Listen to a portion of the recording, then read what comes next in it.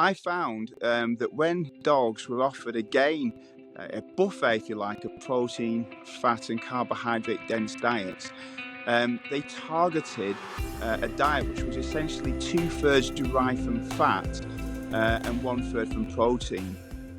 Hi, folks. Dr. Mark here again. I'm out here wandering around the compounds, seeing how all the dogs are doing today on this lovely, sunny but cold day. And today I thought we would talk about picky eaters and how we can improve the potential for them to eat their food.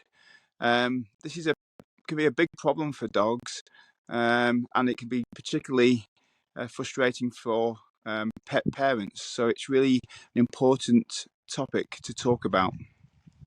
To date, there's been three major research projects that have looked into how we can increase palatability, or more specifically, the role that macronutrients, protein, fat, and carbohydrates can play in terms of increasing the potential for dogs to eat a diet.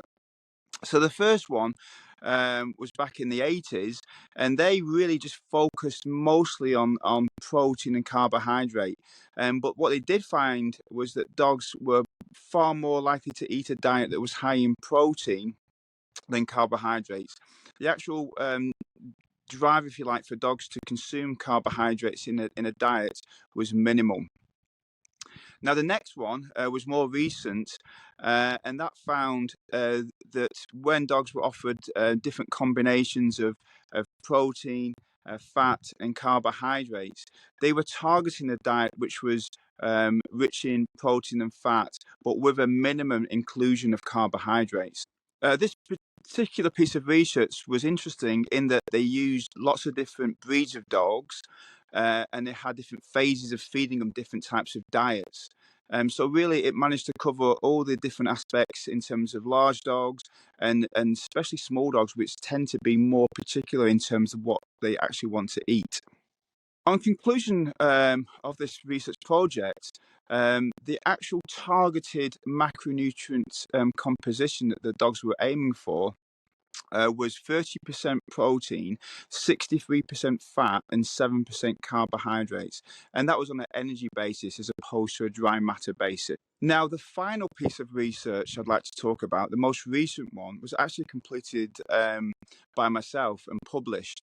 I found that when dogs were offered again a buffet, if you like, of protein, fat, and carbohydrate dense diets, they targeted a diet which was essentially two-thirds derived from fat and one-third from protein.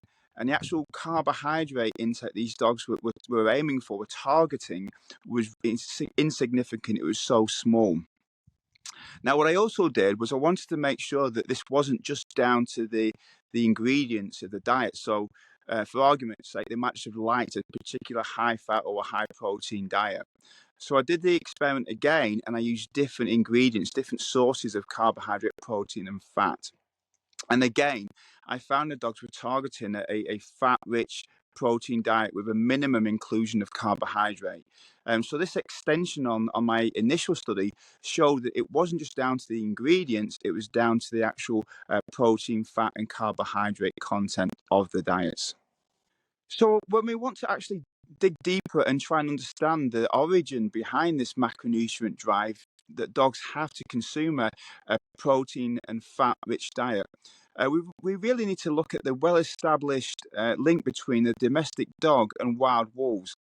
Now, this linkage has been established now with a combination of behavioral, molecular, and also physiological similarities that clearly show the association between the species and the subspecies. Really, a fitting example that shows these associations from a dietary perspective is that both dogs and wolves will consume a diet that is meat-based much more so than one that is cereal-based. A really good piece of research that looked into the dietary preferences of wild wolves involved looking at over 50 diets and 31,000 scat samples from wild wolves. And once these researchers were able to calculate the actual diet composition, macronutrient composition from these diets and from the scat samples, they determined that the wild wolves were targeting a diet that was rich in both protein and fat, and also contained an insignificant under 1% of energy from carbohydrates. Now, clearly, this dietary composition is very similar to that in which both myself as a researcher and fellow researchers found that the domestic dog was also targeting. So, when we have a look at modern day dog food, um, the most commonly fed format is that of kibble. Now, in order to form kibble, we need to have a starch carbohydrate component to it. A significant contribution of the diet needs to come from carbohydrates. And this is in order to make the big dough that then goes through the extrusion process where we have pressure and steam and forms these little kibble, these little biscuit shapes that come out the end.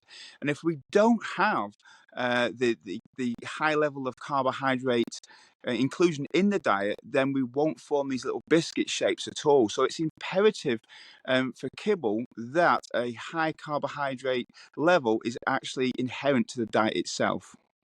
In addition to a high carbohydrate level of kibble, um, it also serves as a very cheap source of energy. So carbohydrates are much cheaper than proteins and fat sources. Unfortunately, the combination of making the diet cheaper and facilitating the formation of these little biscuit shapes in kibble, um, this results in a decrease in palatability. So, in order to try and get round this, companies spray on normally a protein and fat digest, basically a palatant on top of around the actual little biscuit shapes to try and get dogs and indeed cats to consume the diet. But unfortunately, um, this doesn't necessarily work. And as soon as the dogs eat the food, they are acutely aware that it's not a protein and fat based diet and can turn some off. Some will eat it, but some won't. And it certainly would seem that this is one of the big issues we see behind an increase in picky dogs around the world. Now, when we put this all together, it is clearly evident that if we want to help a picky dog target a diet and consume it, one that's high in fat and protein and with a very small amount of carbohydrate inclusion is going to be the way to go. Um, in terms of feeding this, there's a few formats that will tick the box.